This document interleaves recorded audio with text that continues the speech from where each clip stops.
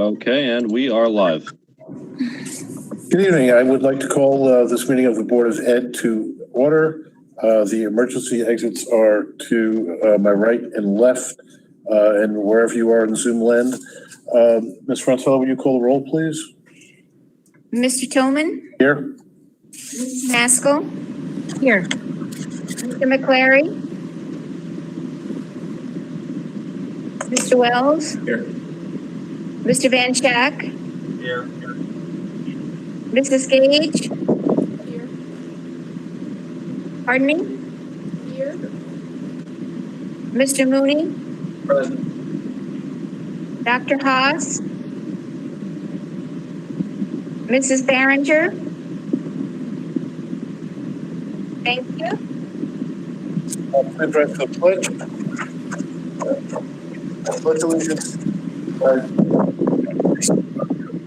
and to the republic for which it stands, one nation, under God, indivisible, with liberty and justice for all.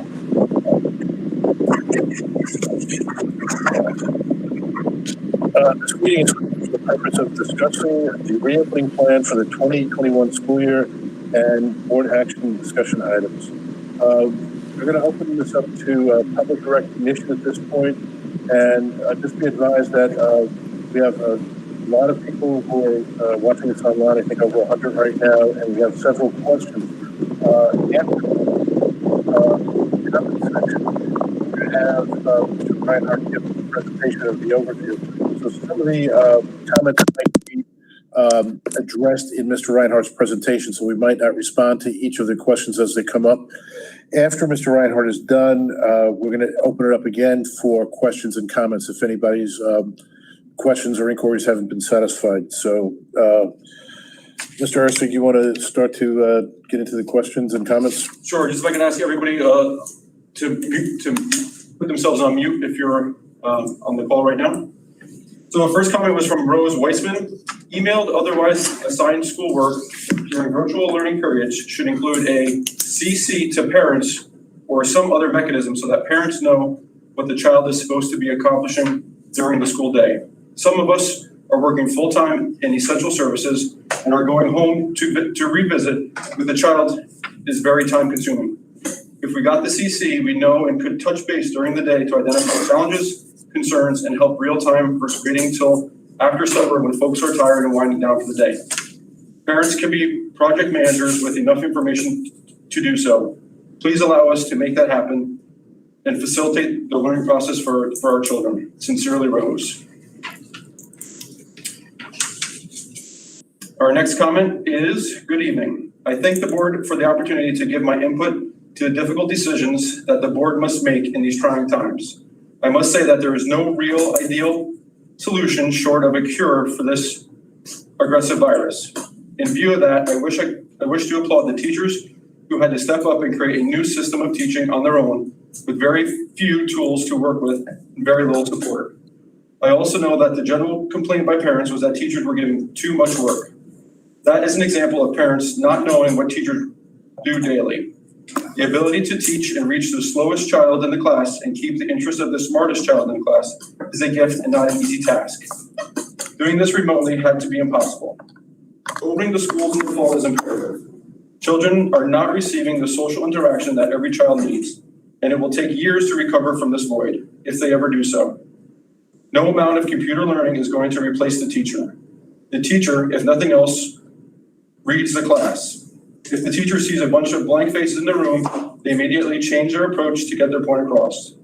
The teacher also knows that the slowest learner needs a little more attention, so she or he gives fastest learner something to keep them occupied. Thus, the amount of exercise that children are getting is dramatically reduced. Mobility stimulates the brain. Children spend too much time in front of electronic devices already. The food programs are often the only good nutrition that many children get. Many teachers said they want to get back to the classroom.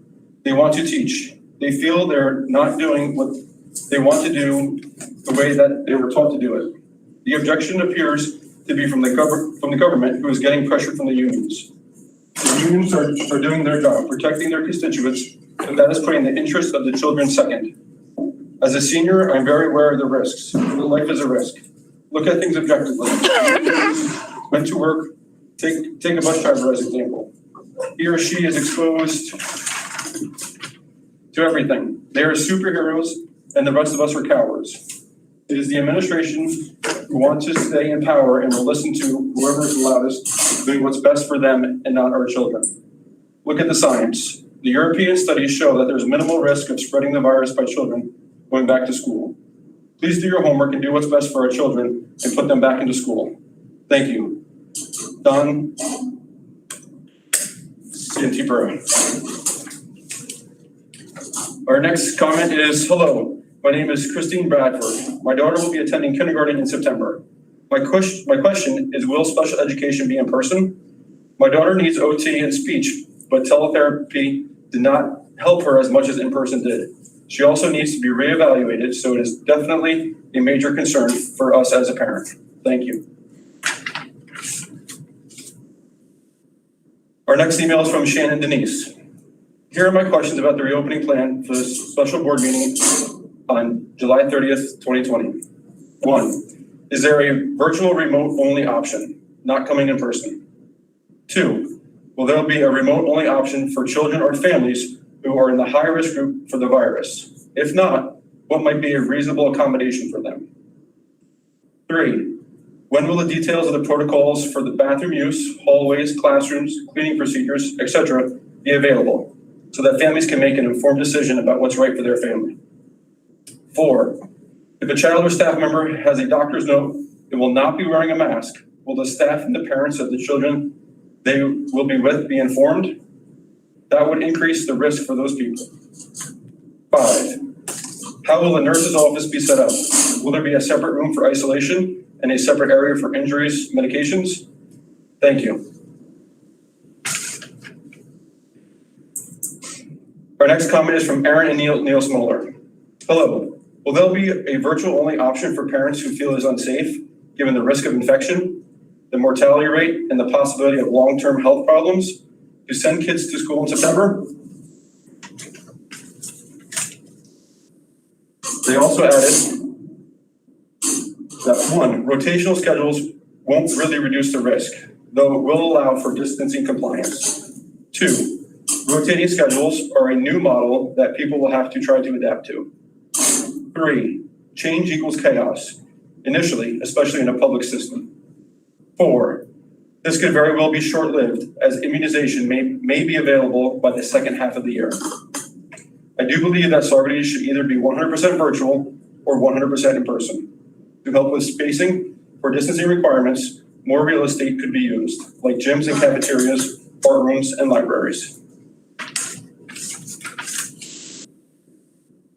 Our next comment is from Carmilla DeWitt. Good afternoon. My name is Carmilla DeWitt, and I am the parent of 3 young children, all of which attend Saugerties schools. I have 2 children at Mount Marion and 1 going into 7th grade. I suppose I have several points of concern going forward, probably because I am not only a teacher, but I'm an educator as well. What additional supports are going to be put into place to support our students that have extreme anxieties about returning to school? If for some reason a child cannot deal with the new school setting, for whatever reason, how is the district and the school going to support parents to help those children learn from home? Realizing that distance learning is not something that all students thrive at, what is the district as a whole going to do to support parents and students to ensure that children are getting an education? Will tutors be available or accessible? Just something in terms of additional support to help those students that are struggling. Have teachers been prepped or trained to deal with students that may be suffering from PTSD from this situation?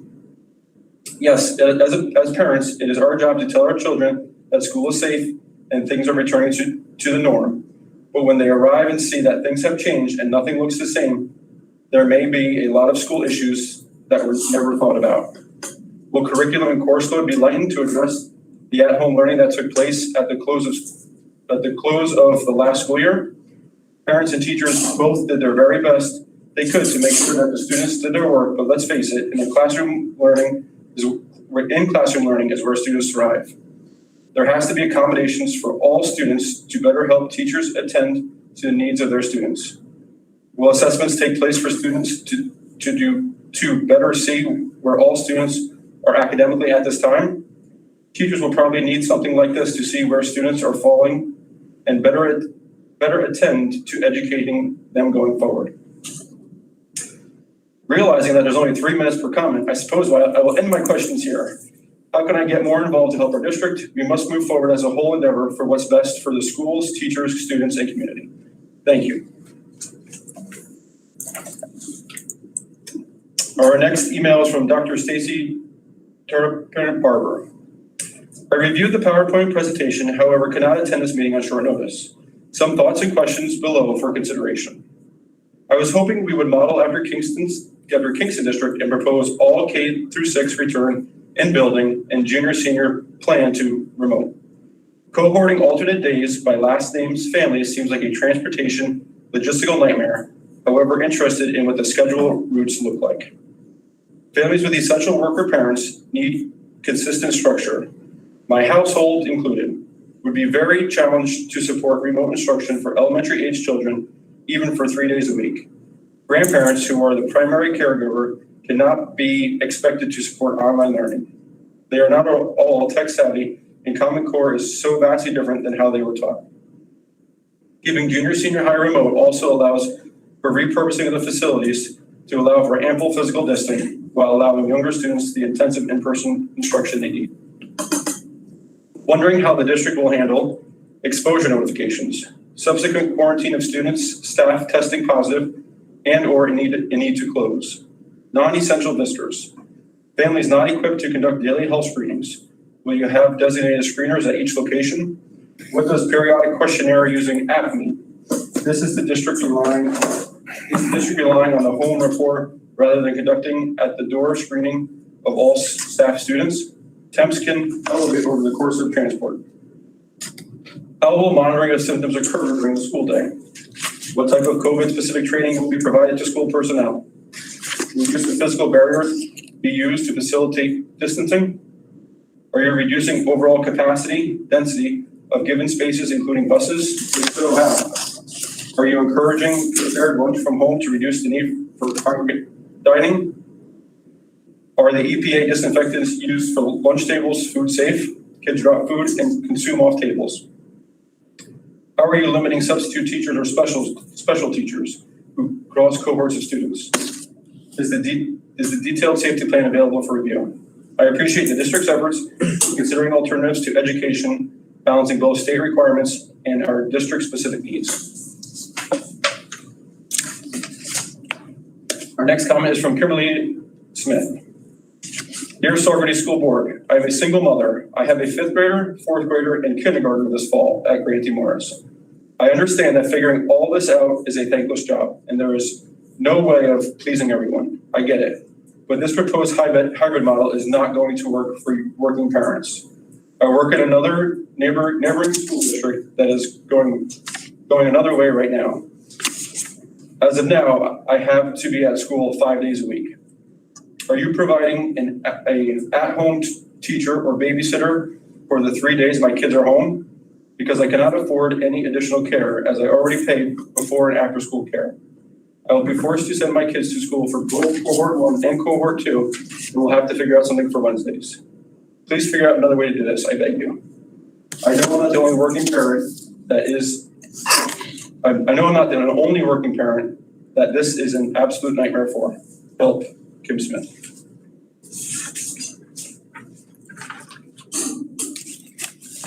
Our next email is from Amanda Norcross. Good afternoon, Saugerties School Board. First off, thank you for your time, effort, thoughts, and work in putting together plans for our children and staff for this upcoming year. I can't imagine the hours and discussions that took place in order for the plans to be submitted and keeping our district safe. In the first plan of remote learning mixed with in-person learning, how will cohorts be determined? For example, if 2 families have decided to work together in order for all parents to be able to work, will exceptions be made or can requests made? In terms of fever and illness containment, fall and winter are often times where flu and strep show up, especially in our elementary schools. What is the plan on handling such things? If fever shows, is quarantine mandatory? To return, what will be the protocol be? I.e. symptom-free, negative COVID test, etc. Again, thank you for your time and all your work. We miss seeing everyone and our fingers are crossed for the first model. Sincerely, Amanda Norcross, Scranton.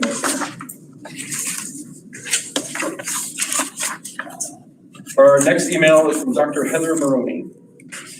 Dear board members of the Saugerties Central School District, I am respectfully writing this letter to you, not only as the parent of 3 elementary age students, but also as a board certified pediatrician who has been in the practice in the area for the past 10 years. I am very concerned with the reopening strategy that I have heard is currently being discussed. A hybrid model that involves all K-12 going only 2 days a week is not only a disservice to the children's education, but also a much larger risk from an infectious disease standpoint. Current recommendations require maintaining social distance and attempting to keep the cohorts, small groups of children that remain together full-time in one classroom for the full day to minimize cross-contamination with other groups. If these recommendations are an attempt to minimize the risk of spreading COVID, then a hybrid model would increase the infection risk dramatically. Sending elementary age children only 2 days per week would then mean that during the other 3 days per week, many would be going to various daycare settings with completely different cohorts. They would then come back into school, exposing the rest of the class to more risk of infection. Furthermore, if a hybrid model is to be considered, then Group A should be going 2 or 3 days in a row, followed by a thorough cleaning. Then Group B should come into the classrooms for 2 to 3 days. It would make no sense from a cleaning standpoint to alternate days with different cohorts. As a result of these significant risks to increasing the spread of the virus, I would instead highly recommend and ask the board to consider a different plan. I feel that a safer and also more educationally advantageous option would be to keep the elementary age children in school full-time 5 days a week and have the older children remain at home with virtual learning. This would allow younger children who cannot stay home alone and would otherwise be forced into various daycare situations to remain safely with the same children and the teacher full-time. In addition, and most importantly in my mind, this is that the younger children, especially K-2 grades, children with IEPs, are not able to effectively learn at home. It is impossible to expect these students to be able to learn to read and write while only in school at most 40% of the time. These early years build the foundation for the rest of their education, and it is valuable time that they will never be able to recover when this pandemic is over. Older children are far more equipped to learn remotely as they already have a firm foundation to their education in their early years.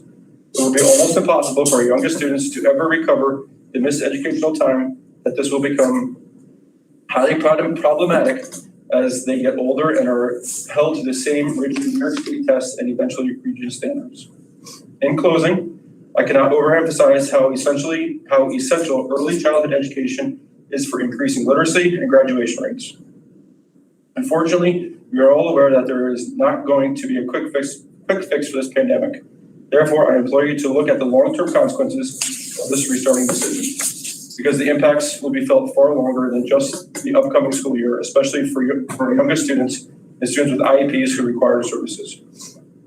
I thank you in advance for taking time to listen to my concerns and hope you will take them into consideration. Sincerely, Dr. Heather Burke. Next email is, my name is Caitlin. As a parent of 3 children that go to Saugerties Central School District, one of my top concerns is our children with severe asthma that will not only be able to wear a mask and have a compromised immune system. That will not be able to wear a mask and have a compromised immune system. Another concern is the special education children. If they're going to be able to get the help that they need to succeed, especially if they have asthma. My last concern is children's parents that work in the health field that are going to be in contact with their kids and then their kids go to school. I want to know about precautions that are going to be taken for those specific people. Our next email is, good afternoon. I was wondering if special permission will still be granted to students who go to a school other than their home school due to the location of their before and after school program. Any information on this matter would be greatly appreciated. Thank you, Amy Fatah. Our next email is from Julie Depper. I think they should reopen schools back to normal or with the wearing of masks for everyone who wants to go back. They should video the class when the teacher is teaching and upload it for students at home to watch on their own time frame and not at a designated time. This way it gives people the option to do what works best for their own situations. And if people are nervous about coming back, they won't have to. But people who are willing to take the risk are free to do that. It would also limit capacity at the schools, which would limit the spread as well. Thank you.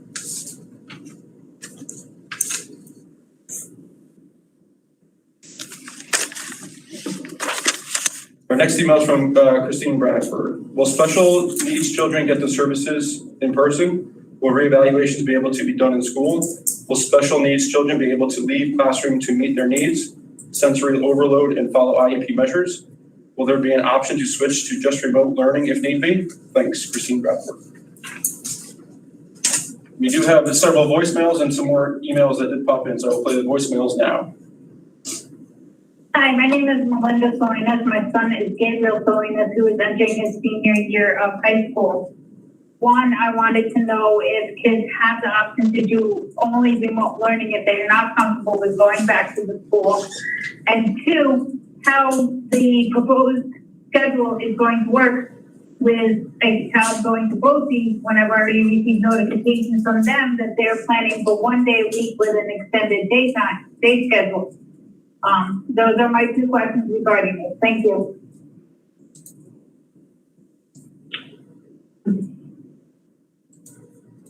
Yes, my name is Flo Hyatt. I have a 7-year-old granddaughter in Grant Morse, heading into 2nd grade.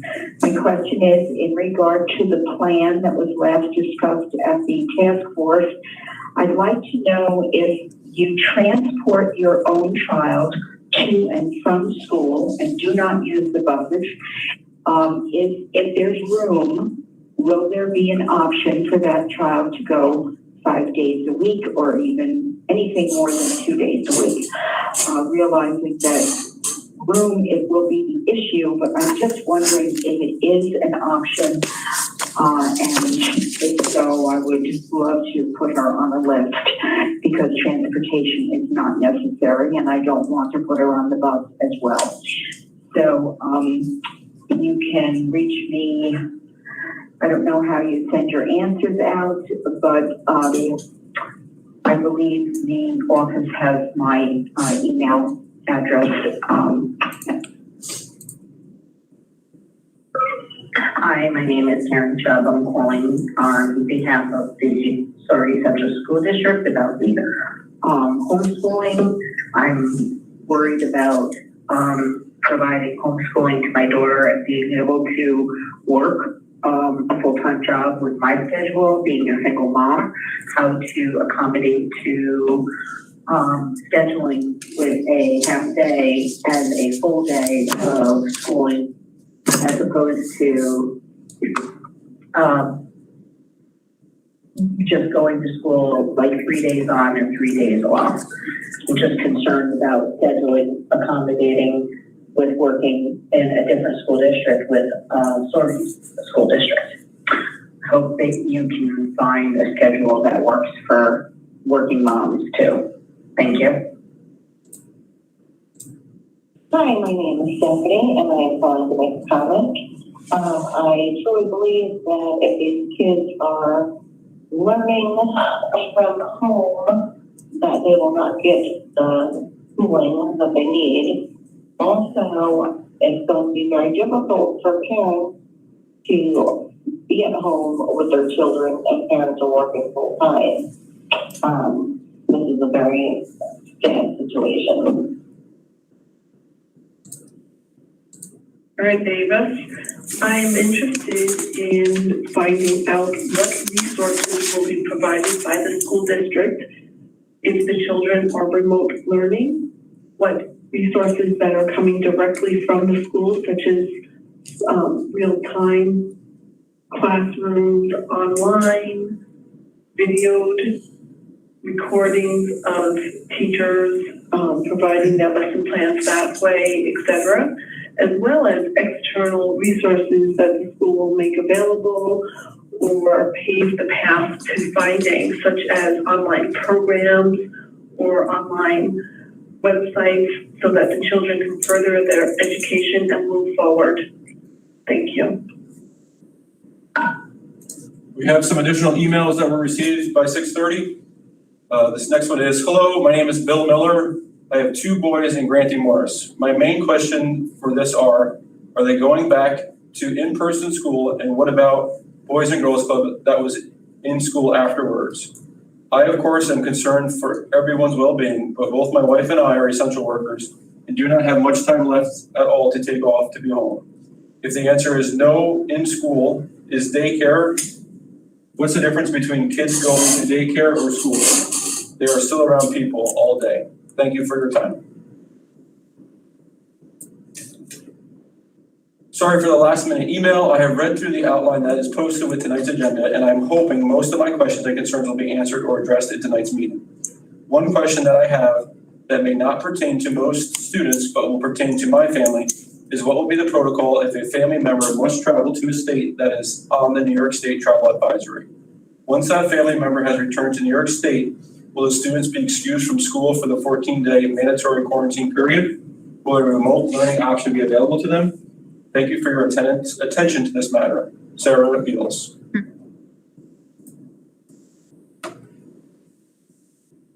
Our next email is from Jen Kavanaugh. Dear Board of Education and School Administration, thank you all for all you are doing to try and make this transition back to school as safe and as effective as possible. The questions that I have after reading the reopening plan pertains mostly to what things will look like if someone in the school system tests positive for the virus. How will that be handled? Of course, the infected person will be sent home and go to the doctors and their area will be disinfected. But what else will be done to ensure no one else has or gets the virus? Will the whole classroom, building, transportation system, or district be tested and or closed? Will there be contact tracing? Contact tracing includes siblings contacts if there are more than one student in the household. Will the protocol be different if the infected person is an adult as compared to a student? I appreciate any information that you can offer, and I don't envy the position you're in right now. Good luck for a successful school year. Sincerely, Jen Kavanaugh.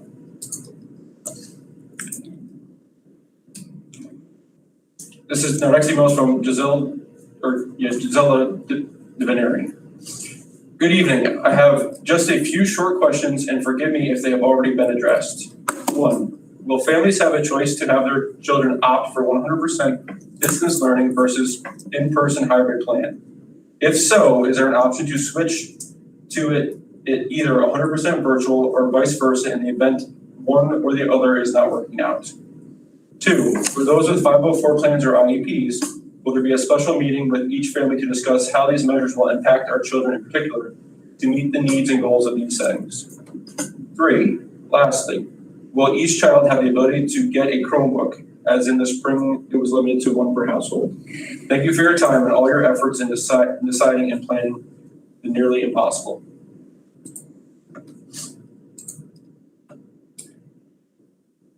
Our next email is from Dennis Drake. Dear Saugerties School Board, thank you for reaching out to the parents and allowing us to have input during these unprecedented times.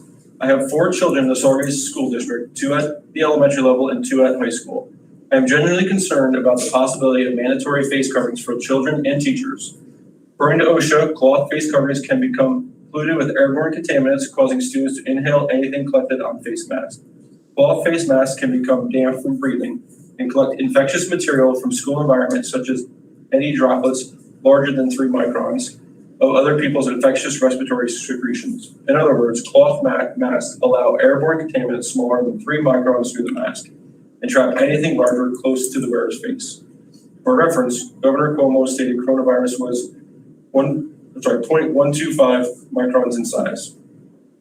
A cloth mask will not protect the wearer against airborne transmissible infectious agents due to a loose fit, lack of seal, or inadequate filtration. Masks must also be washed by a bleach solution when they become damp, visibly soiled, and after every use per CDC.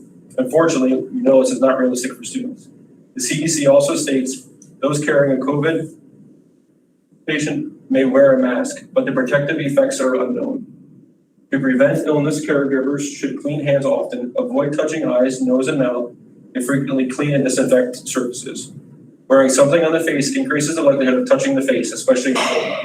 According to an article published by PubMed.gov, nurses wearing masks for a 12-hour shift reported significant increased CO2 levels, exertion, shortness of breath, headache, lightheadedness, as well as difficulty in communicating over time. As you know, one of the key components of education is communication. During 2009, the H1N1 swine flu was also at pandemic level, with the majority of deaths in people under 65 years of age, and yet no one was required to wear a mask or social distance. According to the CDC, approximately 74.8% of COVID decedents were over 65 years of age, and 76% had underlying conditions. This shows that the virus is significantly less at risk for people under 65, especially children.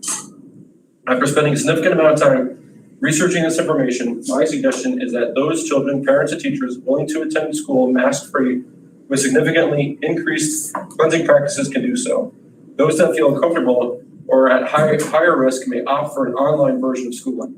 From a parental standpoint, my children had significant difficulty in learning impairment with the online method of learning this past spring. My son, who has an IEP for ADD, particularly suffered as the teachers, at no fault of their own, struggled to meet the needs of his IEP over the internet. He thrives on hands-on interaction and learning and often requires cues to stay focused. I know he will struggle even more this year. He must try to learn this way again. Thank you for your time, Dan and Dan.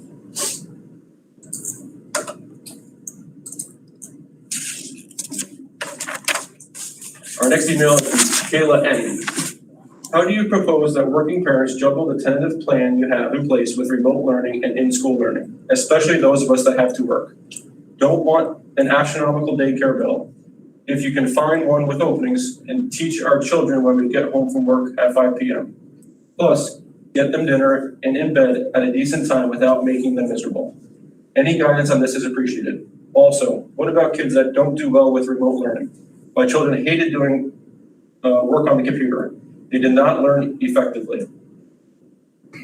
I noticed my youngest going backwards instead of forwards in his learning. It was a constant struggle to get them to do the work, some days taking more than 4 hours.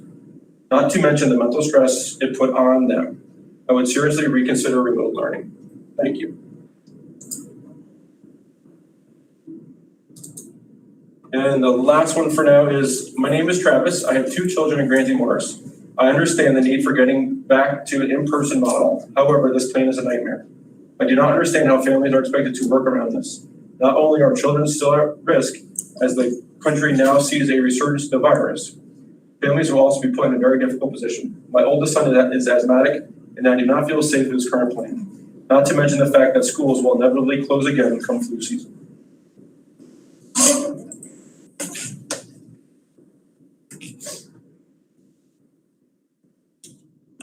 Is that it, Mr. Ersig? We have one more voicemail. Okay. Good evening. My name is Selena Merrihew, and I would like to know the process of applying for 100% virtual learning, as my daughters both have asthma, and my youngest also has a lengthy list of medical diagnoses that already make her high risk for the flu, let alone now facing the flu with the virus. Their dad is also receiving chemotherapy, so the risk of returning is far too high for our family. What is the process for other families in our situation where returning to school is just too big of a risk? Thank you.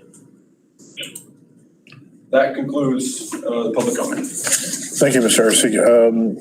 I'm not sure if there's a way, but if there is, could you capture those comments for the board?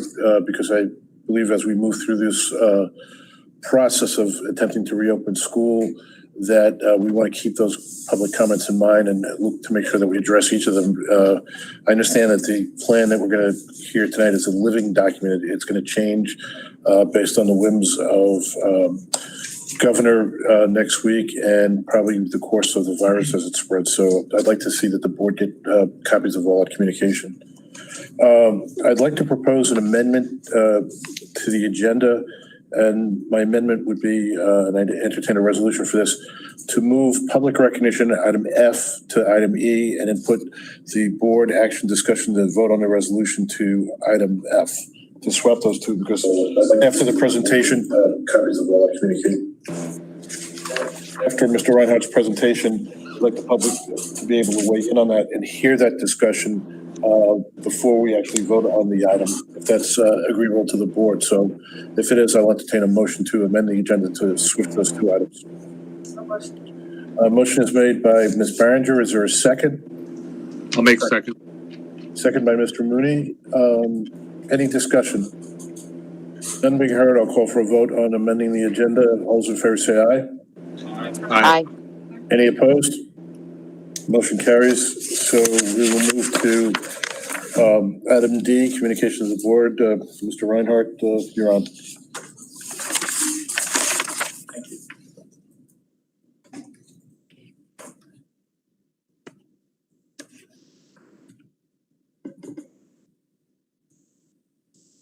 Thank you, and I want to welcome everybody this evening. Here we have a very good audience, so I'm very happy with that. We'll put out as much information, hopefully, during the presentation. A lot of the questions will be answered. If not, we'll make sure we get those answers out to the community.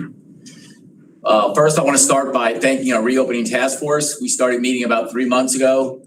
We had a total of over 60 different community and staff participants. We had 11 different meetings.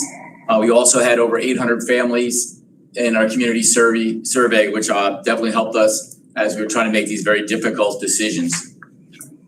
What I'm going to touch on this evening is the goals we had in mind when we developed our plan, the survey results we used to help our plan, talk a little bit about our hybrid, what our in-person would look like, what our remote would look like, and then total remote learning. And then I have a lot of slides on the safety protocols. I won't read all those slides, but I wanted them up because I know the goal of this PowerPoint was to try to pull some of the highlighted information that I thought the board would want to know, as well as the community. So the guiding principles that was the goals for the reopening task force was to ensure students and staff remain healthy and safe, maintain a continuity of learning, ensure access and equity for all students, and continue our effective communication. Our first principle was obviously we wanted to get back as much in-person instruction as possible. Live, we mean the video. We had some classrooms. Flipped classroom is an option, virtual learning. We wanted to make sure that our students with disabilities and our English language learners had their support. And we wanted to constantly make sure we were balancing core classes with encore classes. With the social distancing guidelines, we focused on different areas of the campuses, classrooms, hallways, cafeteria, specialty classrooms, bathrooms, and locker rooms. As far as hygiene, as you know, this is one of the major factors where we have the most control to try to help our students and our staff remain safe. So obviously we had to make sure that we had enough PPE. Where was that PPE going to be? What are we going to do with school equipment? What's going to be our intake on personal equipment? Cleaning and disinfecting protocols. Those statements have been written. They'll be posted as well. And obviously constantly having those conversations about personal hygiene. From the technology point of view, we had to worry about students' personal information, different software platforms. We got great feedback from the parents on that. Devices, Chromebooks was brought up. So I'll touch on that now while we're here. One of our goals is to definitely increase the amount of Chromebooks we have offered. We're looking to purchase more. Obviously, the goal is will we get those in before the school year starts. Another part of our plan when we talk about access is we're looking for a student network. A lot of families did purchase students' own device in the spring. So we'd like to set up and access a guest network so that if students are in school with their own device, they can log on to the school's network and perform their work. As you can imagine, and a few of the emails pointed to this, transportation with or without any plan is usually one of the most difficult things. We are following the CDC guideline, which will allow us to about 22 students on a bus, except for siblings that can sit in the same seat. We're going through our routes. This will also be part of how we decide the best way to split to get less than 50% in the building. We've reached out to the bus companies as far as their cleaning and disinfecting before and after routes and at the end of the day. And in our plan, you'll see the arrival and dismissal protocols for students that are dropped off, students that walk, students that drive, and students that take the bus. I'm glad people have mentioned the social emotional part. At this point of our plan, I believe this is just as important as the academic piece. For some of our students, this has been a traumatic 3 or 4 months. For other students, it's going to be totally different. So we're looking at what's that reentry going to look like? What's our transition plan going to be? Especially if things are going in a very positive way, and we go from 50% to 75%. Obviously, our goal eventually is 100% capacity. We're looking at, we may have to do virtual tours instead of our traditional orientation. Yes, there will be training for staff, there'll be training for students. And once again, we're constantly reaching out to whatever community partnerships can help us either with counseling or with training for our students and our staff. Some of the data that we took from our survey, what's the most important barrier? As you can see, the largest one was the ability to facilitate that direct learning. That's why we all believe it's so important to get as many of our students back into the building safely as possible. We know that that's important. We understand parents work and they come home and have to teach at the end of the day or during the day. How concerned are you to make alternate arrangements for childcare? Should we close? And I think somebody else had already mentioned this. One of the goals of our plan was to make a plan that would transition back to 100% in person if and when those guidelines change, and a plan that would be the easiest for us to transition if we're told by the CDC or the state that we're 100% closing.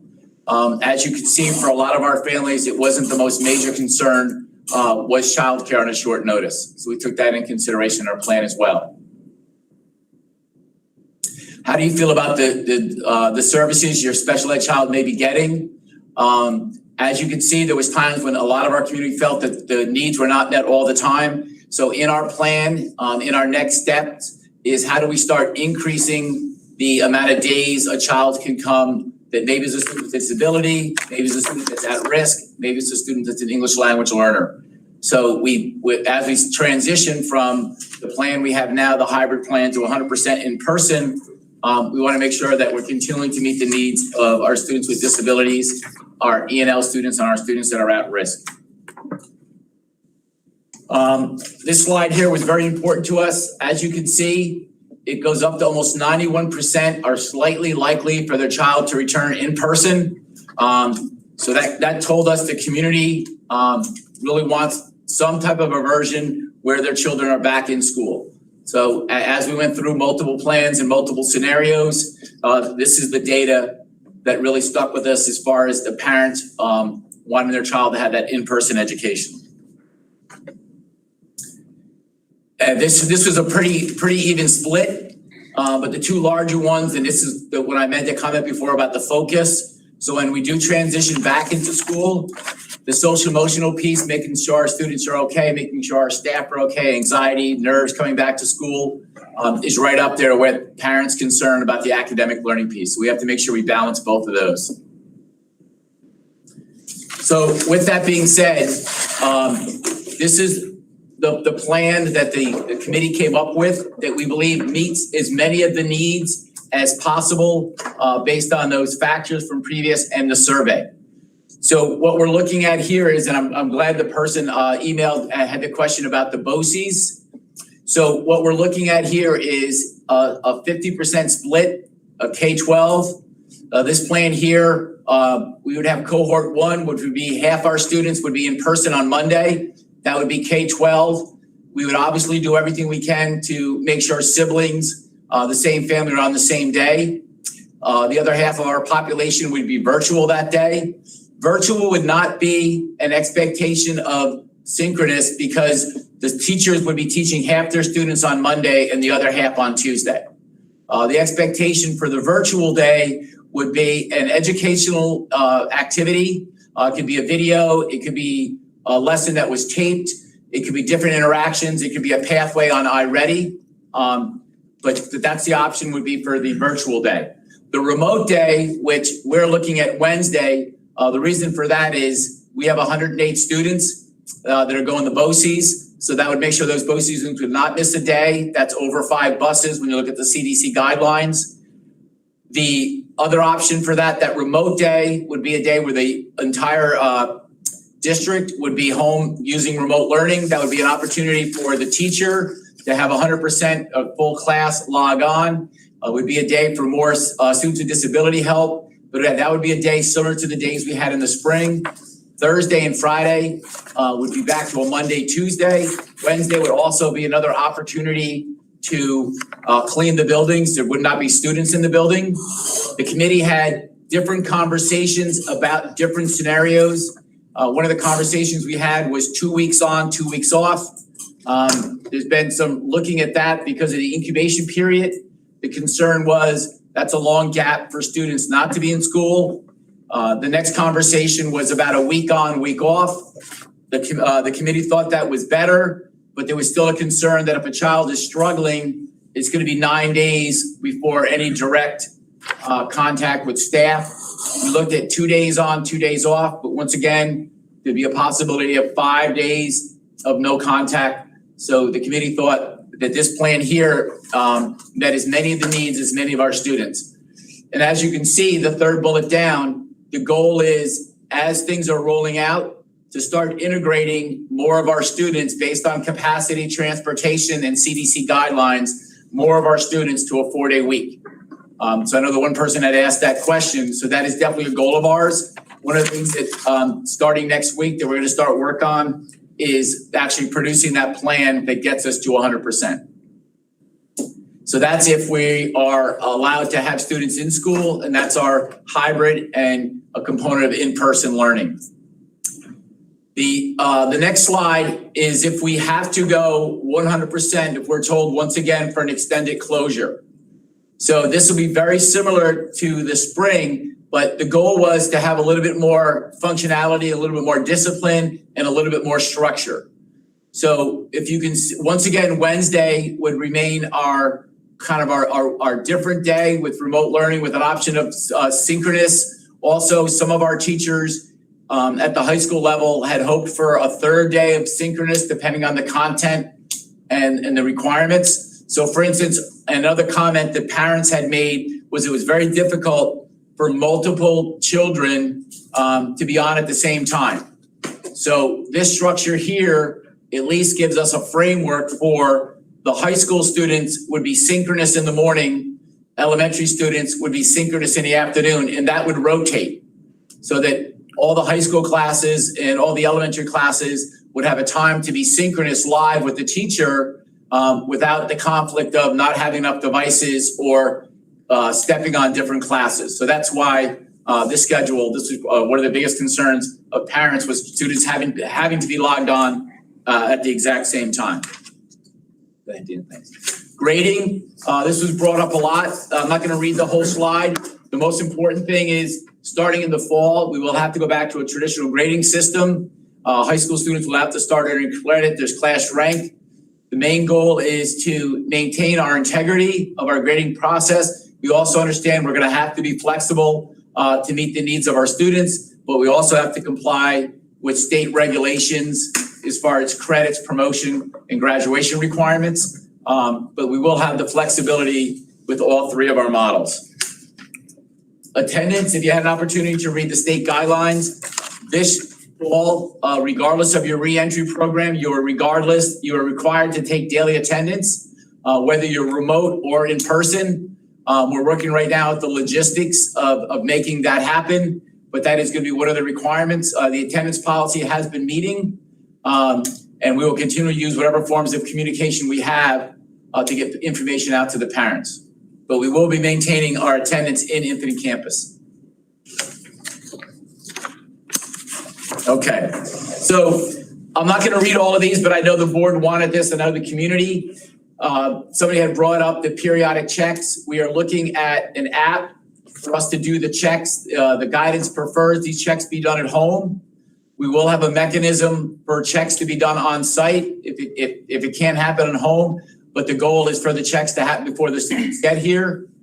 The CDC has given us guidance regarding what's going to happen if there is a case. It's going to be a case-by-case basis. Somebody asked the question, would it be a classroom? Would it be the entire bus? It all depends on whether or not the tracing produces a certain percentage of direct or indirect contact. So if we do get a case or a symptom, somebody had brought up before, we are required to have an isolation room, but from that, and then the parents will be notified. Social distancing. So I'm sure everybody's heard a lot about this. That was the main reason why our capacity is at 50%. We are looking at, in the elementary school, there will not be a lot of movement, but I am 100% positive that the elementary teachers are going to find opportunities for students to get up, to not be in their seats all day. We are going to build in mask breaks. The goal expectation is students to be outside when weather is permitting. All those things in the high school, we're looking at one-way hallways. We are looking at spreading chairs out. Certain courses, certain classes will be held in different areas based on spacing. So we put all those in. There's going to be an awful lot of signage. So that's what we're working on. And like I said, the videos for training, we're also getting more of the sanitizer stations, and they'll be throughout the school. Okay.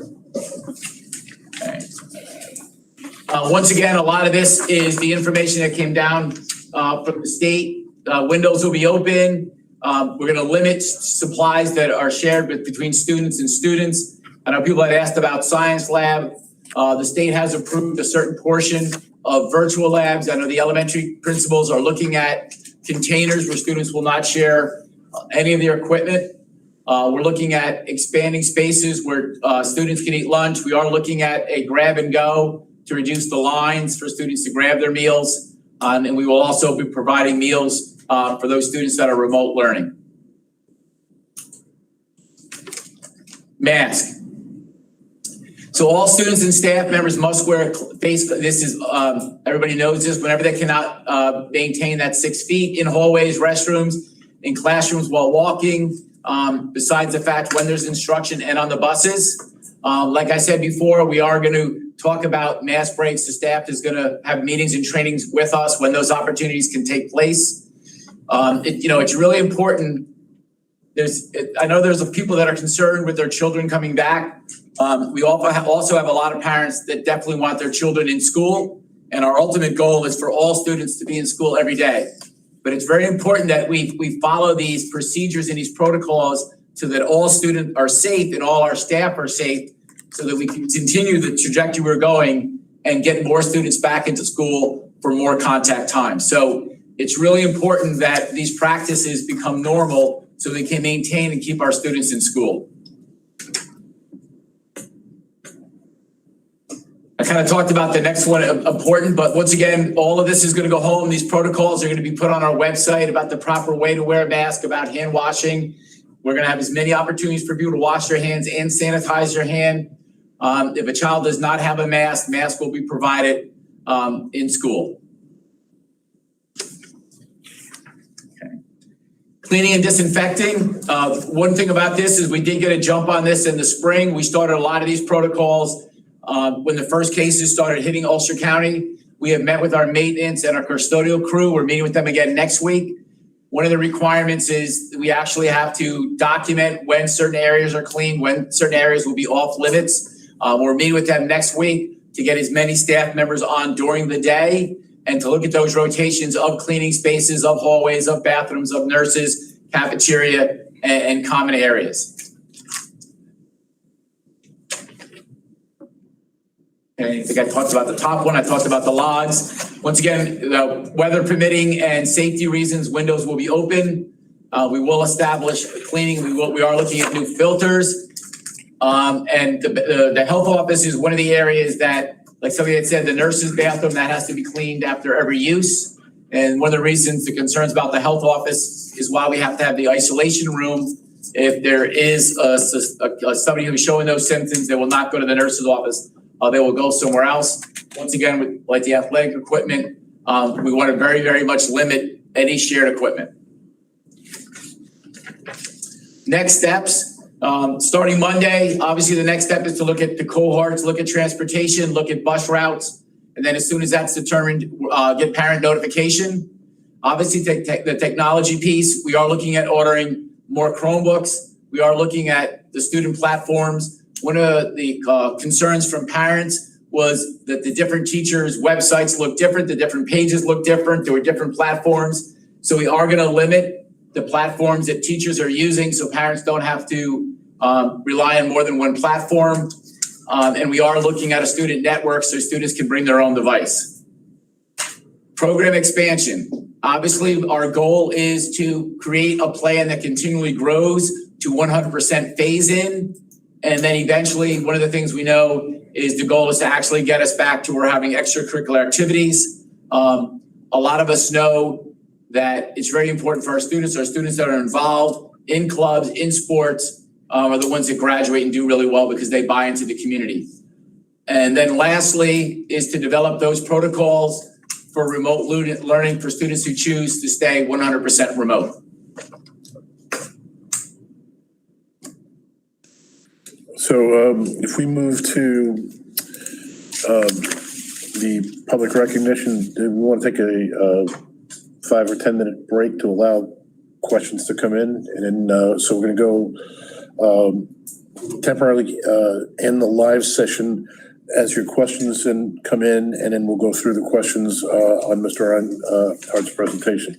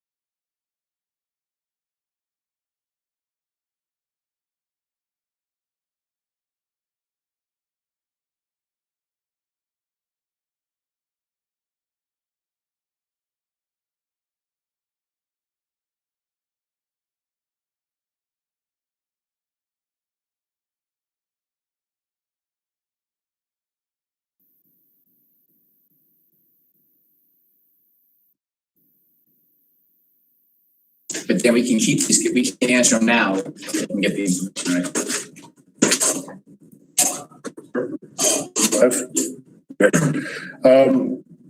We're going to read the meeting back from the break. We have a number of comments and questions we've gotten from the public, so I'm going to turn it over to Mr. Erstick to read those. I answered a question he answered that you are on questions to say how effective to have some.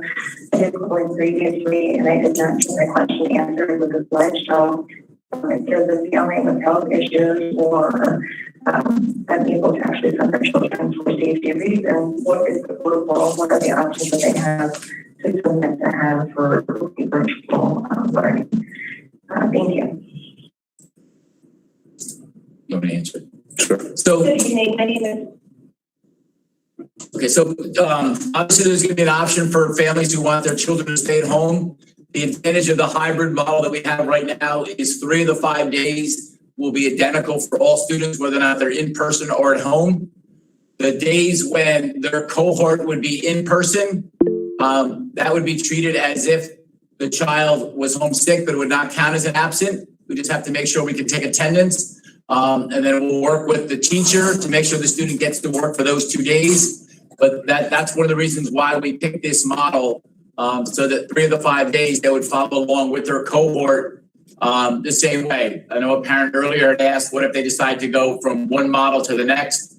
Once again, this model gives us the most flexibility. Somebody starts at home, things go well, they decide to go with our hybrid model, they would go back in with their cohort. So those seats will be there irregardless, but the child does have the option to stay remote if that's what they need to be. Once again, as we get closer to the school year, we'll have that communication up and running so that we know we can get the work to the material and the materials to the student. Hi, this is a question for the question and answer. First question is, what are the options for families that choose to remain full-time remote learning? What resources will the school provide? Will there be a daily face-to-face available with teachers for those students? And second question is, if parents decide to send their children to this alternate day schedule, will Chromebooks or other devices necessary be dedicated for the specific student use rather than children needing to bring devices or computers back and forth each day? Thank you. Based on staffing, as of right now, there will not be a dedicated staff member to a child who chooses to be 100% remote. We do not have enough Chromebooks to have Chromebooks in school and also try to have as many Chromebooks home. We will have a certain amount of Chromebooks available in the building if something happens where a student does forget them, but we would not have enough for every student to have one at home and also have enough in for the 50% of our population that's coming in. Our next question from Shane and Denise. What will be the remote only learning option look like for students who stay home? Will the specific protocols for bathroom, nurse's office, classrooms, etc. More details about these be posted? Will masks be worn during instruction? As per CDC guidelines, I believe it now says you have to stay 6 feet apart and wear a mask. Can you clarify? Thank you. I think with some of the questions I've already answered, the protocols for bathroom use and nurses' offices in our plan. As far as the CDC guideline, if you cannot maintain social distancing, you need to have the mask on. And mask can be removed for safety issues. For example, if there's a fire, obviously there's no expectation of the 6 feet as you're exiting the building. If you read the document, if it's a core class, the mask can be removed. If social distancing can be maintained or the activity requires less than social distancing. Christine Lindsay Rice. So does that mean that you're going to offer also an all virtual option?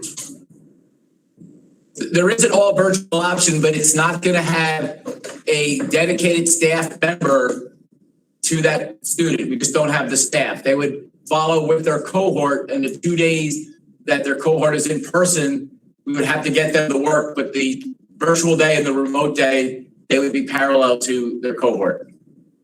Katie Ponder writes, thank you for putting all this together. Thank you for all putting together this plan. Can you please further explain the option should we choose 100% remote learning? Would we be able to pivot into an in-person cohort at any point? Yes, we are making our plan with the assumption that 50% of our students could be in the building at any time. Selena Merrihew writes, thank you for your presentation. Can you please advise protocol on how to submit for 100% virtual due to being high risk? Thank you. Yes, we'll put that together and we'll find the easiest way. And a survey is going out next week. We're also going to do a survey once again on who needs Chromebooks, who has issues with hotspots or Wi-Fi, and also transportation. This one writes, I understand that the health department only requires parents to screen their children before sending them to school, but parents send their 6 kids to school all the time. In the district, implement their own screening protocols at each school building. I believe that people are going to do the right thing. I mean, one of the things, if we're screening every student when they come in, once again, we're going to have congestion at the doors. So that's I think we need to go with the preferred method where parents are doing the screening. What if your special needs child has difficulty following the protocols? What are the plans? And what about any child who does not follow protocols? Andrew Schlegel. If it's an issue and as a child with a student with a disability, they should reach out to either Marlene Butler or Dr. Kapler, and they can go over the protocols. If it's a 504, it's an IEP. Ryan Erholtz writes, I think the board should seriously consider having half the classes come Monday, Tuesday, and the second half Thursday, Friday. Children requiring additional support could do one-on-one Wednesdays with teachers remotely. Thank you. Amy Luke writes, hi, thank you for allowing comments. As a teacher, I am skeptical of the parental temperature check-ins. I would feel more comfortable with it being done via the school system or a third party to ensure safety for all. Sincerely, Amy Luke. Yes, my name is Anthony Salinas. My son's name is Gabriel. Last year, during the COVID issues, my son had no problem doing the remote learning. And in fact, he excelled better than he did when he was in school. What I'd like to know is the school going to provide, or what do we need to do for our children to do complete remote learning? My wife has a compromised immune system, and I don't feel comfortable sending my son to the school in the idea that he could possibly bring something home. So if there's a way for them to do complete remote learning, somebody please tell us how that's going to be announced and how the process is going to work. Thank you. The board is going to vote on adopting the plan after this public comment period. And then once it's the plan is adopted, it's going to be posted on the website in its entirety. Then when the plan is posted, Mr. Reinhardt and his administrative team will post procedures to address the questions that are asked tonight. We're also recording all the questions that are being asked to keep a running log of them to make sure that all the concerns are addressed. If the questions aren't addressed tonight, they will be addressed. We want to have a definitive set of procedures for parents to follow so they'll know how to sign up for virtual learning, so where they can go to express their unique concerns for their individual children who might be in need of special services and so forth. So tonight will not be the end of the discussion. It's really the beginning of the discussion and the beginning of outlining procedures. Thank you, I appreciate it. Samantha Panero writes, how are they splitting the kids up to go back to school? Will 50% of grades 7 through 12 be in school at once, or is it going to be 7 through 9 and 10 through 12? It's going to be a K through 12 split. We're going to start alphabetically. We're then going to infuse siblings and transportation. Mr. Rupp, real quick, with siblings, like what if you have like stepkids with different last names? How are we going to be able to? That transportation, I'm sorry, Jane always says. Sorry, I figured that. No, transportation is going to go by the home of record. Okay. So that's one of the things we know is we do have parents with either a hyphenated name, so we want to make sure that happens. Okay, I just want to make sure everybody's kind of on the same page with that up there. Hi, my name is Tina Irizarry. My comment is, my question is, will staff, support staff, instructors, all be tested on a regular basis, and will, if they turn out to test positive and are asymptomatic, will they still be required to work in the school, or is a positive test a bright line that a person, a staff member, or student, for that matter, is to stay home? Thank you. So all teachers will be screened, but that's strictly for temperature. And a questionnaire they have to do every day. As far as if somebody tests positive, we're required to call the CDC, and by case basis, they're going to direct us on what our next step is and how long they're out and what part of the building has to be disinfected and how long. As part of the questionnaire, it asks, have you knowingly been exposed to anybody with COVID-19 who's been diagnosed with COVID-19 or is experiencing symptoms? Are you yourself experiencing symptoms, and list those? And then if you have traveled outside of New York State to one of the identified states. So anybody that does respond yes to those would automatically be in the quarantine, get more information, and then ultimately be sent home, and we'd have to reach out to the Department of Health for further guidance. I understand that, to my understanding, Mr. Reinhardt, correct me if I'm wrong, that if we have a positive test in school, we notify the Department of Health, and they actually take control, and then they tell us what to operate. So in theory, the Department of Health could say a school needs to be shut down or closed, or an individual needs to be isolated or implement contact tracing. So some of this, if an individual tests positive, is really out of the school reports, but it becomes out of the school's hands. You're right. Thank you. Stephanie De Silva writes, will masks and hand sanitizer be supplied to each classroom? Will teachers have Wi-Fi access to use their own devices? Yes, as far as masks being available, yes, hand sanitizers being available. We're going to look at the load. The first step is obviously we have a student network, making sure we have enough bandwidth for the students. If there's enough bandwidth, then for the teachers, obviously we would do that, because then once again, that's less sharing. And then once again, if we go 100% remote, it's a little bit easier for us to make that jump. Scott Lang writes, how will the district continue to evaluate and ensure the safety of students, teachers, and staff with research that is continually released? I previously was more in favor of a hybrid model. However, with total cases continuing to increase nationally, virtual learning seems the better choice for September. Also, how will you ensure kindergartners will maintain social distance and wear their masks? Having them sit for a full day socially distant could negatively impact their opinion of school. All right, as far as we're required to constantly keep the Ulster County Department of Health informed of our attendance, any of our illnesses. They're going to look for clusters and trends that way. So that's going to help us out. We're also required to keep track of hospital beds in our area. As far as elementary students, I have full faith in our teachers, knowing when students have to get up, when they have to use the playground. We understand that there's no expectation at all of a student sitting in his chair the entire day for 5.5 hours with a mask on. Anthony Tuchillo writes, good evening and thank you for your time. I'm a parent of 4 children in the district and also a teacher. My primary concern with the plans described by Mr. Reinhardt are, as I understand it, are students not wearing masks while being in a closed classroom environment, a situation which increases the likelihood of transmission, and the lack of any testing protocols. I understand that medical technology and funding limit the testing possibilities, but not having any test procedures seem to limit the ability to prohibit asymptomatic spread that is most likely in these age cohorts. Thank you. Students in classrooms will have masks on, and there'll be no rooms with no ventilation.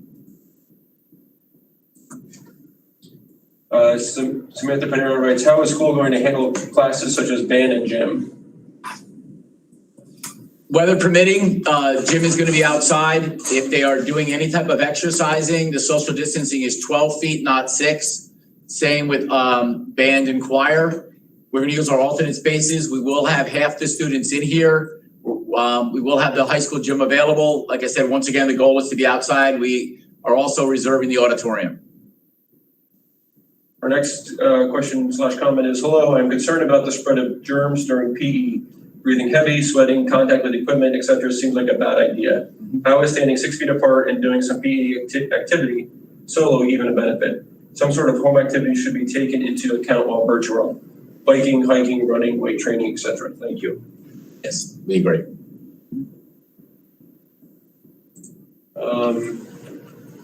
Hello, thank you everyone for all your hard work on this plan. I want to first start with as I understand how hard childcare is for young children. And I'm so sorry for those who need to address that. But please, just because our children are in high school, yes, can care for self, but they also need in-school learning. Some don't do good with online learning, as my child does not. My question is this: if a case comes at the school, I want to know that my child will not be forced to be tested without myself being contacted and we take our child to get tested. That the school will not force my child. What actual steps will be taken? Thanks again for your time. If we believe there's a case, they'll be contacted, and Dr. Kaplan can correct me, but I think only their physician can require the test. Is that true? That's correct. Yeah, we won't be testing.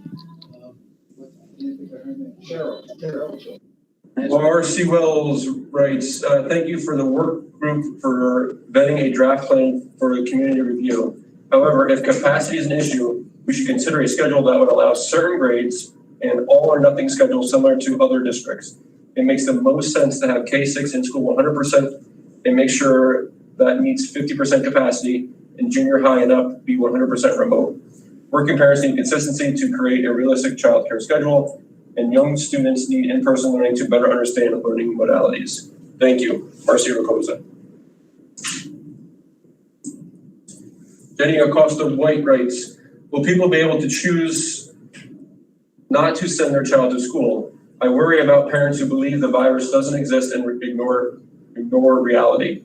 I don't want my child exposed to the virus because someone else doesn't care about the rest of the community.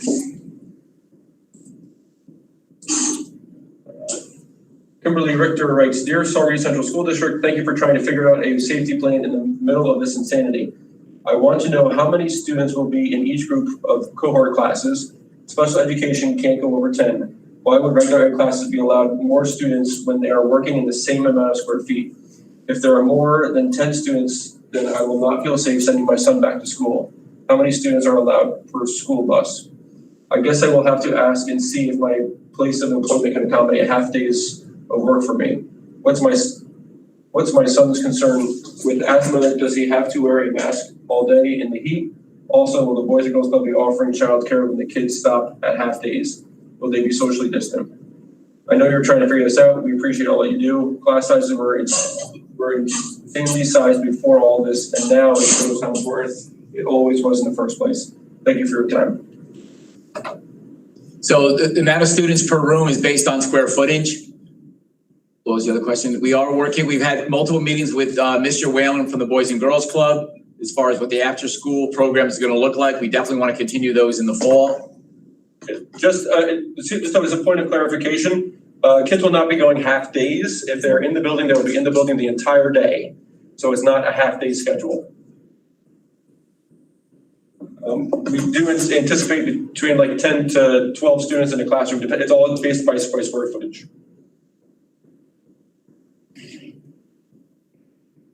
Christine Donahue writes, good evening. I have a child going into 8th grade and I am looking forward to him returning to school in person as much as possible. As described in the plan for hybrid models, what platforms are being considered, i.e. Google Classroom, Zoom, etc., that the teachers will be using? Also, how will teachers keep parents informed, and will Google Classroom updates be sent to parents in live time or more timely than was done during the last few months of distance learning this year? Often I was receiving the Google Classroom notice assignment due a week after the fact. Also, there was no way for the parent to see view their children's Google Classroom assignments completed, etc., unless they were signed in as that child, which I think becomes a privacy issue. Older children do not want their parents sitting on their classroom instructions, etc., understandably. Thank you for your time and attention to such important matters during such challenging times. So K6 is the main platform for K6 is going to be Google Classroom. We're having two options at the secondary level, Google Classrooms or Schoology. Schoology has a lot of opportunities to upload work, upload formative assessments. So that's going to be the platforms. We're looking at making all of our grade level Google Classrooms. The elementary principals are already working on this. So that when a parent goes on and looks at a first grade Google Classroom, they all look the same. We found out the other day that there is a way to tie the Google Classroom to the parent's email address. We have a teacher that knows how to do that. So that's going to get put out there. We also have 2 parents from the Cahill PTA that have offered to run parent workshops on how to use Google Classroom. They're going to be held in August and September. We'll house those here. They'll be socially distanced, but parents can come in and how to learn how to follow through the Google Classrooms. Aaron Connor Davis writes, hi, further comment to answer provided thus far. In terms of the school not offering support or accommodation as per CDC recommendation for those families that choose full-time remote, why would the district not provide the accommodation to those families, allowing the students to log on to the opposite cohort virtual class so that all students are afforded an equal education? So as background, there are legal issues with filming live and posting and having a live issue for privacy. So that is why we are not going to be having live streaming in the classrooms. There will be an option though to tape it and then post it later after it's screened to make sure that something is not said or a child not recommended. Just purchased. We purchased cameras for all the computers in the school so that a teacher has the ability to videotape their lesson and then post it for the students who choose to be remote.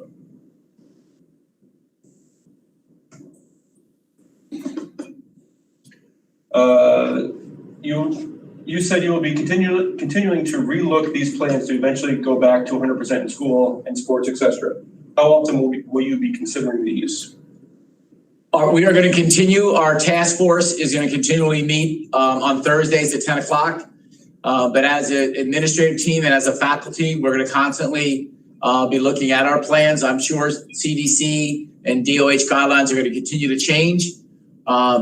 So we're going to constantly look at it and see whatever direction we have to go. If we're getting an inclination that we may be going more virtual, then we'll adjust our plan to meet those needs. If it looks like CDC or the DOH is going to go in a different direction where we can bring more students in, and those guidelines change, we'll adapt those to continually bring more students that want to be in person.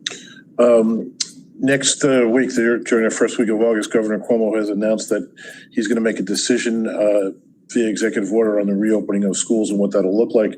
And my guess is that the district is going to constantly monitor the governor's office also to see how the plan in place needs to be modified to meet those executive orders. That's still in place. Samantha writes, what will happen to teaching assistants that are part-time? How will a part-timer schedule look? Will there be options to help those who choose to go virtual for full-time? Thank you.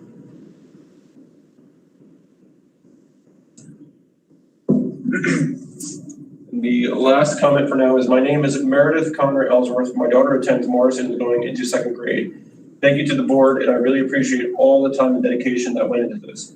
I want to share 2 items that are more concerns than questions. 1, the 2 parents in our household are full-time essential workers. While I can appreciate the purpose and thought process behind the variable and in-person virtual models, any model that is not full-time in person would require my household to obtain alternate childcare. Assuming we can find childcare, and besides the cost, as many providers do not offer part-time, so we would pay the full-time cost to secure a part-time spot. And assuming many children of working parents would be in the same position. I am concerned that all these children are now on a rotating daycare, in-person school schedule, which only increases everyone's total exposure rather than full-time in-person learning with the same children, teacher, etc. day after day, i.e. less total exposure for all involved. 2, if children are in-person learning, I would love to see more hand washing over hand sanitizing. I understand that hand washing may be more time-consuming process, but excessive hand sanitizing is harsh on the little hands. And good old hand washing mixed with periodic sanitizing would be perfect. Would be preferred. Sorry. We agree, and luckily in a lot of our elementary classrooms, they do have sinks right in them.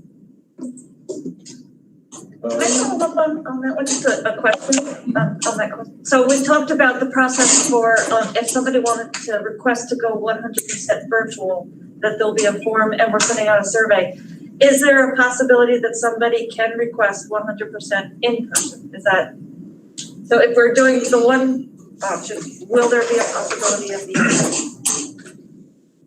other? My concern is the logistics. So if we have 31 slots and 45 people who want to come full-time, who determines who, and then somebody who chooses to be remote, all of a sudden now, maybe one of the spouses gets a job and now they need to be back at least 2 days. You know, I agree. I mean, I would like to, it'd be great to fill 4 days a week with everyone who wants to be here and exchange the slot for someone who chooses to be remote.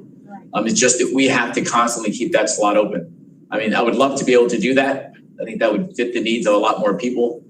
I mean, maybe we'll get more guidance next week and, you know, but I would love to have that opportunity if someone knew that we're going to stay out for an extended period of time. Yeah, one quick follow-up. In the plans for the remote virtual learning planned to coincide with current school hours of operation, i.e. junior high starting at 7:40, or will there be a consideration for starting the older kids, junior, senior high, at a later time and secondary grades earlier? No, it's comes down to the busing. Our buses for the high school are also used to transport our elementary students. So we are kind of bound by that. There might have to be a greater window where students arrive on the buses if multiple ones need to be performed, but the hours of school should be right around the same as where they are. That concludes the public comments. Thank you, Mr. Ersig. I know for some people, myself included, sometimes you hear a presentation and, you know, maybe hours later a thought will pop into your head. So I would encourage the people who are listening to this meeting, if you have questions, comments, or concerns, please email the district administration and or the board members, and we'll make sure that those questions get logged into the running data bank we have of questions and concerns, so we can figure this out as we go along. We'll go to the flipped item E, board action discussion items. I will entertain a motion to adopt the resolution that the Board of Education of the Saugerties Central School District hereby adopts the district's reopening plan and authorizes the superintendent to modify such plan from time to time as may be necessary to address the evolving needs of the district. Motion. Was that you, Ms. Mascal? It was, Mr. Tommy. Thank you. And is there a second? Second. Second by Mrs. Gage. Discussion. Gotta get better. Can I just very quickly say, this plan, it's 62 pages. The summary that we had in terms of a presentation was very concise and really hit. I want to commend our superintendent for really pulling out all the key areas, but to note that there is so much more in here that you all have taken account and really have put into the plan. So for those who did have more questions, going to the plan might answer some of those questions. For example, you know, when I go to the plan and I see about the, if I see about what to do about parents who are sending kids who are sick anyway, it's in the plan where you talk about that all staff will be looking for any signs of illness. There's a set procedure if there's a staff or a student who is of concern. So you have done so much in terms of detail. And so I just really want to commend all those who did this plan.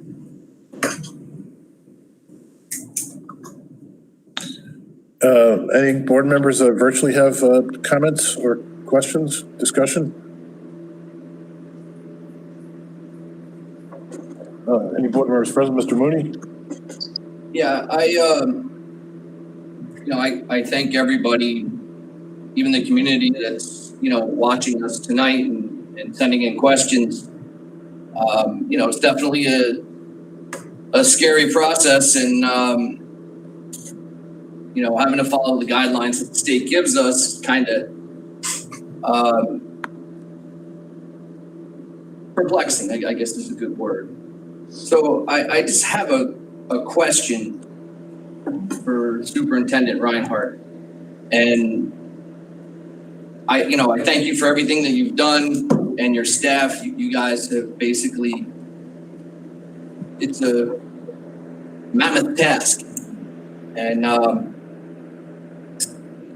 my question is, how confident are you that we can get these PPE, like these masks, these thermometers, the disinfectants, the sanitizer and stuff? Because a lot of the plan kind of hinges on that. And if we can't get it, I mean, when this first came out, you couldn't find a mask anywhere. I mean, now they're plentiful, but now that the other states are now dealing with this. I agree. Creating the plan was large, but it's like anything. Now the implementation and getting granular. We do have one PPE order already. The initial guidance was we had to have 12 weeks worth. But as you can see in our plan, we've ordered more. We want more sanitizing stations. We want more wipes. We want more things being cleaned off. That is my biggest concern is, we're basing a lot of, right now, there's a lot of items that are not in our control. I mean, we're pretty good on Chromebooks, but we ordered some more. I know there's other districts that didn't have as many as we did in the spring, and they're hoping to get more.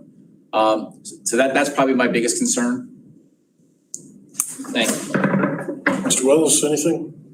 No, I mean, and this gets released to the public, like the larger scale, correct, tomorrow? Tomorrow, yes. So I mean, I think that'll help answer a lot of questions for a lot of, like Krista said, it kind of hit on a lot of points, but there's definitely more depth to this when you actually get into it. Dr. Haas? I just want to add, without, going down a rabbit hole we can't do much about, but to add on to Jim's, we just want to really track those orders. A friend of mine is part of a school district in the city, and they ordered their PPE supplies. FEMA confiscated them and then sold them to private vendors that sold them back to the district for double the price. So, I'd say that I don't know what control we would have over that process, but I think we need to really, just get out really as front early, and we're not that large a district, but it is happening out there. So we need to be really prepared and have backup. My comments, I'm really struggling as a board member. I've been struggling for the last week knowing this plan is coming out. I appreciate the hard work that was done by Mr. Reinhardt, administrative team, but I'm somewhat uncomfortable because hearing the comments tonight, the families whose children are suffering from anxiety that need to be in school, but maybe they can't because of health factors that put them at risk.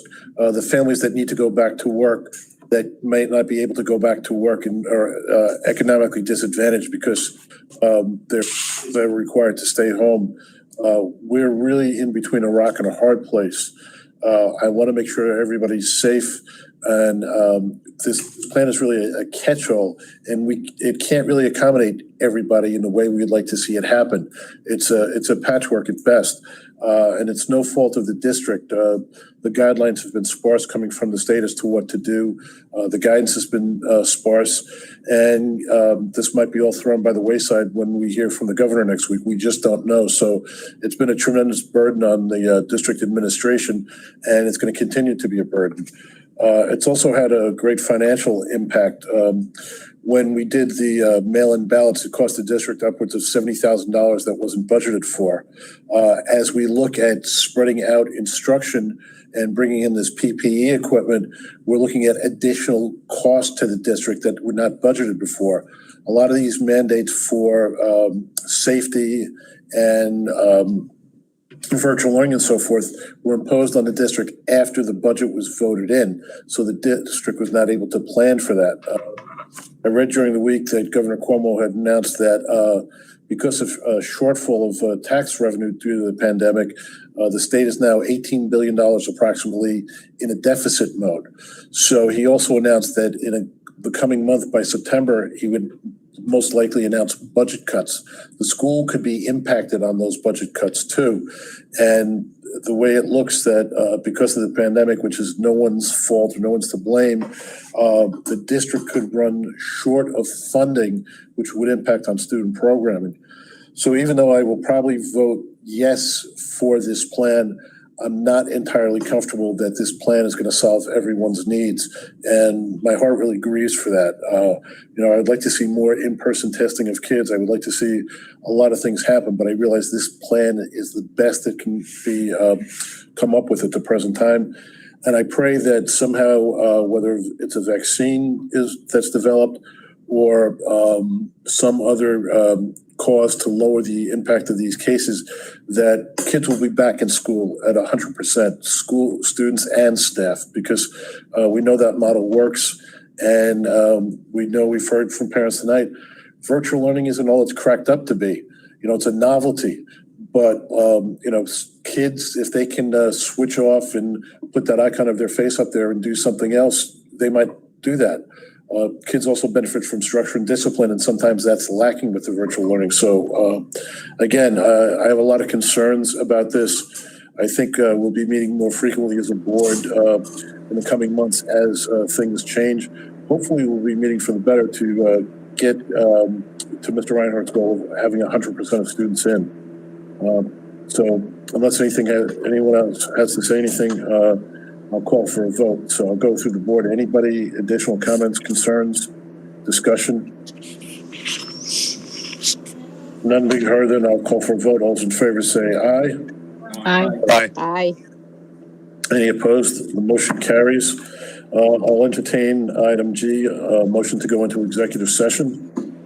So moved. Moved by Mr. Mooney. Is there a second? Second. Second by, is that Mr. Van Schack? Mike. Mike, okay. Second by Mr. McClary.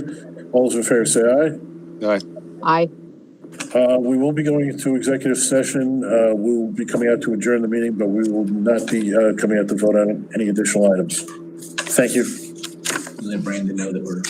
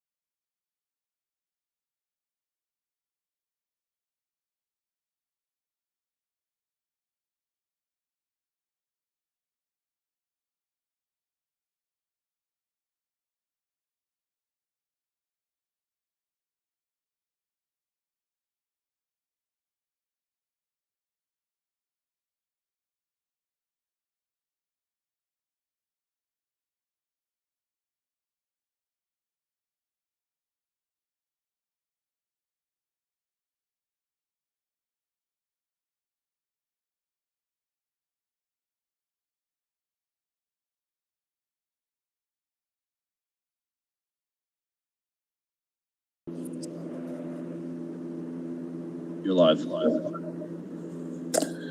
All right, I will entertain a motion, Mr. Van Scheck, to come out of executive session. I make a motion to come out of executive session.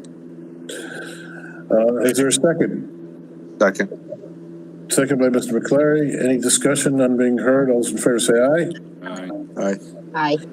I will entertain a motion to adjourn the meeting. I'll give that to somebody else this time. So moved. Moved by Mrs. Gage. Is that a second, Dr. Haas? Second by Dr. Haas. Any discussion on being heard? I'll call for a vote. All those in favor say aye. Aye. Aye. Thank you, Kirk, for your work. Yeah. Great team. Great Absolutely. job. Great job. Dan, thanks for putting it together for.